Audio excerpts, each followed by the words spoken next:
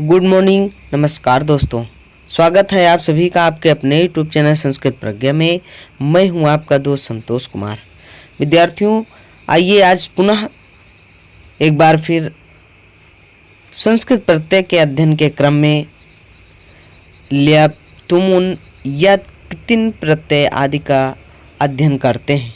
जैसा कि आप सभी ने पिछले वीडियो में प्रत्यय की भूमिका और त्वा प्रत्यय का अध्ययन कर चुके हैं, तो आइए देरी न करें, आगे के वीडियो को स्टार्ट करते हैं।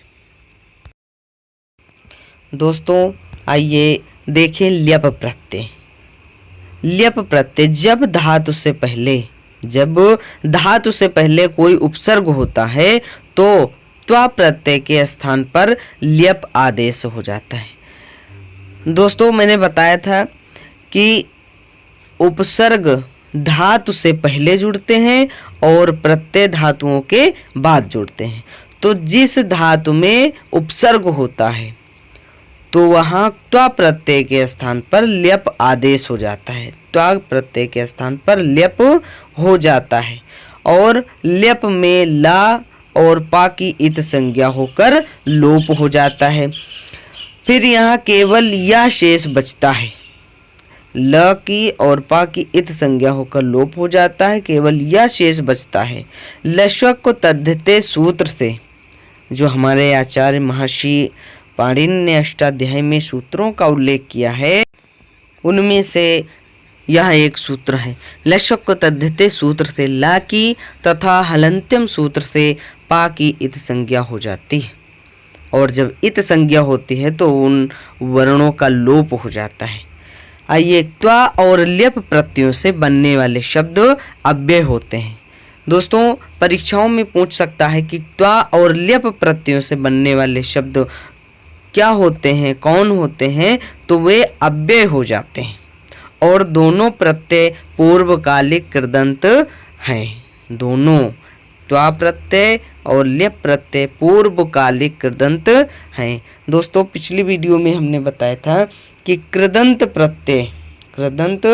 प्रत्यय से तीन प्रकार के शब्द निर्मित होते हैं: अव्यय के रूप में, विशेषण के रूप में और संज्ञा के रूप में होते हैं।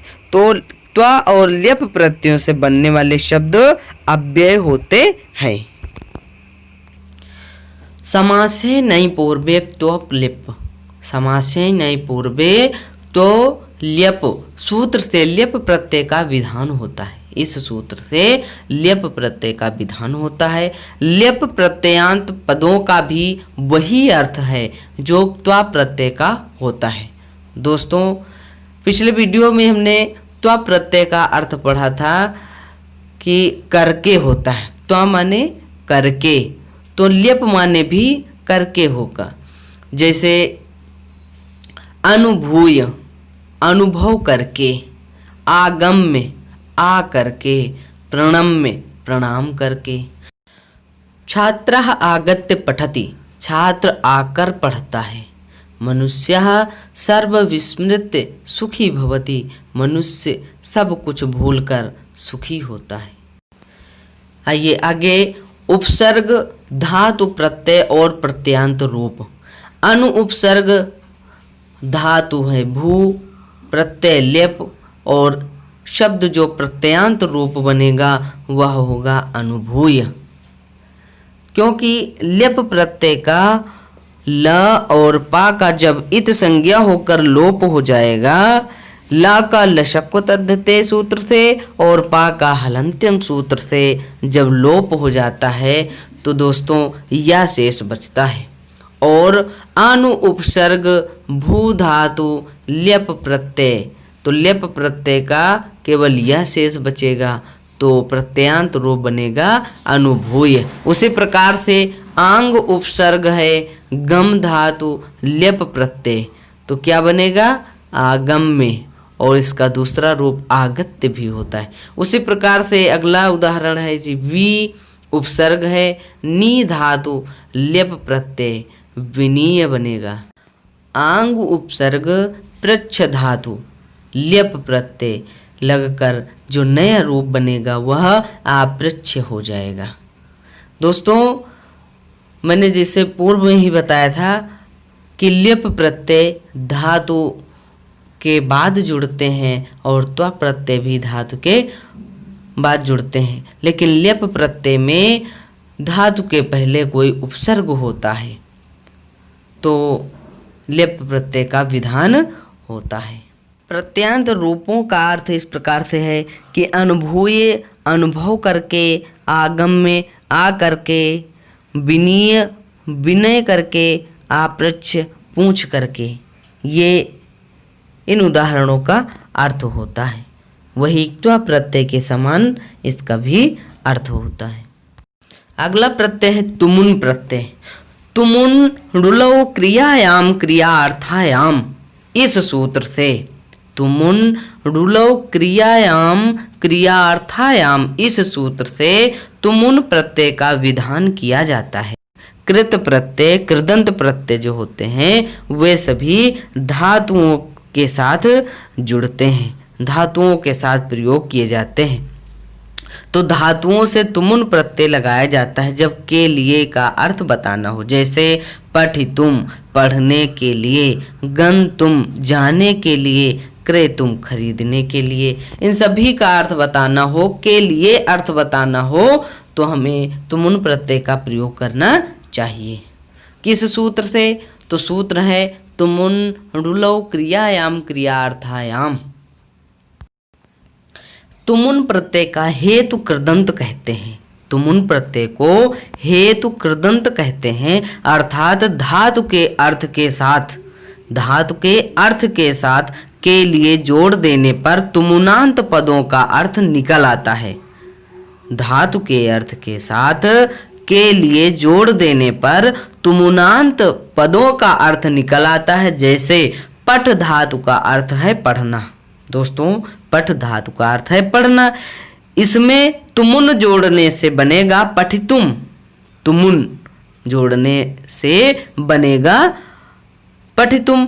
जैसा कि बता दूं कि तुमुन प्रत्यय में न जो हलंत्यम से न का लोप हो जाता है और माँ में जो ऊ है, स्वर ऊ है, तो ऊ का उपदेश से अजनुनासिक सूत्र से भी लोप हो जाता है, इत संज्ञा होकर इसका लोप हो जाता है। तो शेष जो तुम बचता है वही पठ धातु में जुड़ जाता है और बनेगा पठितुम, जिसका अर्थ होता है पढ़ने के लिए। तुमुन प्रत्यय से बने शब्द अव्यय होते हैं।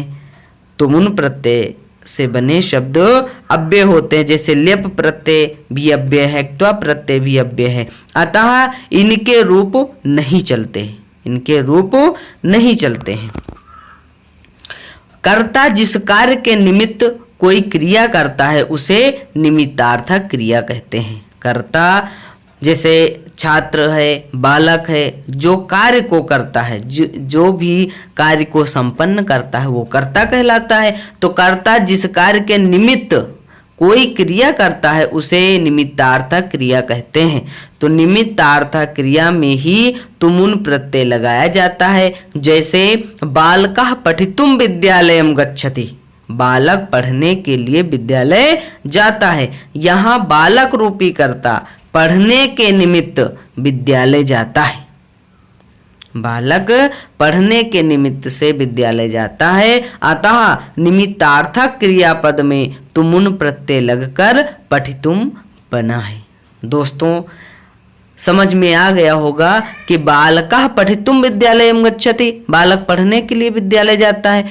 तो ऊपर बताया गया है कि कर्ता जिस कार्य के निमित्त कोई क्रिया करता है उसे निमित्तार्थक क्रिया कहते हैं।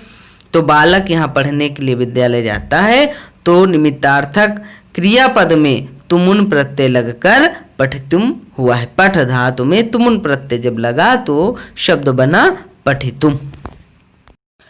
अब बालक की गमन क्रिया पढ़ने के निमित्त हो रही है।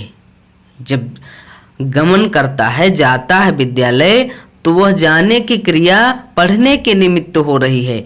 तुमुन प्रत्यय में नकार की, दोस्तों तुमुन प्रत्यय में नकार की हलंत्यम से और उकार की, ऊ मतलब जो माँ में स्वर मात्रा लगी है ऊ की, तो वो उकार होता है। और उपदेशे अजनुनासिक इत से इत संज्ञा होकर लोप होने पर तुम शेष रहता है। हमने पहले ही बता दिया था, तो वही प्रक्रिया यहाँ हुई है कि ना की हलंत्यम से और उकार की उपदेशे अजनुनासिक इत से इत संज्ञा होकर लोप होने पर तुम शेष रहता है। तुमुन प्रत्यांत पदों की सूची, तो धातु भू धातु तुमुन प्रत्यय और तुमुनांत पद है भवितुम, तो इसका अर्थ होगा होने के लिए। भू धातु तुमुन प्रत्यय भवितुम होने के लिए। उसी प्रकार पा धातु तुमुन प्रत्यय बनेगा पातुम, इसका अर्थ पीने के लिए। पठ धातु तुमुन प्रत्यय पठितुम पढ़ने के लिए। गम धातु तुमुन प्रत्यय गंतुम जाने के लिए। अस्था धातु तुमुन प्रत्यय स्थातुम बैठने के लिए। दृश्य धातु तुमुन प्रत्यय दृष्टुम देखने के लिए। दा धातु तुमुन प्रत्यय जब जुड़ेगा तो दातुम बनेगा, दातुम माने देने के लिए। लभ धातु तुमुन प्रत्यय बनेगा लब्धुम, इसका अर्थ है पाने के लिए। अब आइए दोस्तों, अगला प्रत्यय हमारा यत प्रत्यय। यत प्रत्यय का सूत्र है अचो यत, अर्थात अच स्वरांत प्रत्याहार। अच स्वरांत प्रत्याहार है, तो सूत्र से अचो यत सूत्र से यत प्रत्यय का विधान किया जाता है, अर्थात अच स्वर वर्ण जिन धातुओं के अंत में होते हैं उनसे यत प्रत्यय होता है। चाहिए या योग्य अर्थ को बताने वाले यत प्रत्यय के ताकि हलंत्यम सूत्र से इत संज्ञा होकर लोप होने पर केवल यह शेष बचता है। दोस्तों, यत प्रत्यय में जो ता में हलंत है, तो इसका हलंत्यम सूत्र से हमारे महर्षि पाणिनि ने जैसे बताया अष्टाध्याय में अनेक प्रकार के सूत्रों का वर्णन किया है, उन्हीं सूत्रों का हम प्रयोग करते हुए चलते हैं। तो ता का हलंत है ना ता वर्ण में, तो इसलिए ये हलंत्यम सूत्र से संज्ञा होकर लोप होने पर केवल यह शेष बचता है। यत प्रत्यय जुड़ने के बाद धातु के स्वर को गुण हो जाता है, और यत प्रत्यय में एक और शर्त है कि धातु के स्वर को गुण हो जाता है। जब यत प्रत्यय जुड़ता है तो धातु के स्वर को गुण हो जाता है। जैसे ची प्लस यत, ची धातु यत प्रत्यय, तो इसका गुण हो जाएगा, तो नपुंसक लिंग और पुल्लिंग स्त्रीलिंग ये तीनों रूपों में परिवर्तन होता है। तो नपुंसक लिंग में ची धातु यत प्रत्यय के साथ जुड़ने पर चेयम हो जाएगा, पुल्लिंग में चेयः, स्त्रीलिंग में चेया, तो जिसका अर्थ होता है चयन करने योग्य, चयन करने योग्य। पा धातु यत प्रत्यय नपुंसक लिंग में पेयम, पुल्लिंग में पेयः और स्त्रीलिंग में पेया, अर्थात इसका अर्थ होगा पीने योग्य। दा धातु यत प्रत्यय नपुंसक लिंग में बनेगा देयम, पुल्लिंग में बनेगा देयः और स्त्रीलिंग में देया, तो इसका अर्थ होगा देने योग्य। इस प्रकार से ये तीनों परिवर्तन होते हैं। दोस्तों, अगला प्रत्यय है तिन प्रत्यय। तिन प्रत्यय का सूत्र होता है स्त्रियाम तिन। स्त्रियाम तिन सूत्र से भाव अर्थ में स्त्रीत्व की विवक्षा होने पर धातु से तिन प्रत्यय होता है।